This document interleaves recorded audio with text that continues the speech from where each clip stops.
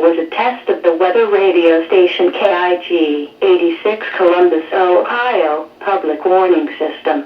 During potentially dangerous weather situations, specially built receivers can be automatically activated by the signal to warn of the impending hazard. Tests of the signal and receiver's foot performance are normally conducted by the National Weather Service between 11 a.m. and noon each Wednesday. If there is a threat of severe weather, the test will be postponed to the next available good weather day. Reception of this broadcast, and especially the warning alarm tone, will vary at any given location.